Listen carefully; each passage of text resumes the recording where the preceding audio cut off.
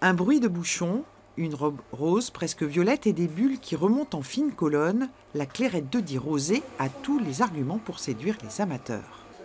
Dans cette cave coopérative, une des 11 qui commercialise désormais cette nouvelle venue, on est fier de cette dernière née. Excellente bouche, on sent le litchi en fin de bouche, délicieux. C'est un relais de croissance pour l'appellation, puisque nous étions privés du marché des rosés, qui est un des rares marchés très dynamiques dans le vin.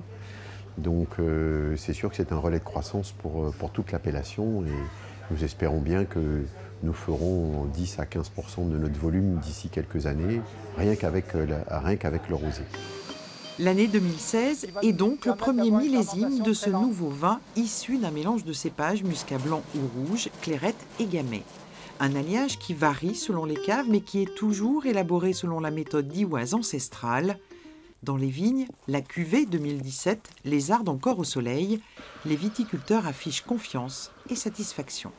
C'est déjà un défi pour les 300 vignerons de la Clairette de Die de renouer avec de vieilles méthodes, puisque dans les années 1908, quand on a créé l'appellation d'origine au niveau du syndicat de la Clairette, on parlait déjà de Clairette de Die rosée dans les textes fondateurs. Et donc c'était pour les vignerons tout naturel de retrouver dans nos cépages rouges le muscat rouge, le gamay, l'essence même de la Clairette de Die rosée. Et donc c'est aujourd'hui un complément de gamme naturel pour les vignerons de la Clairette de Die. Dans ces vignobles désormais, l'AOP Clairette de Die se conjugue au féminin pluriel, puisqu'elle peut être blanche ou rosée.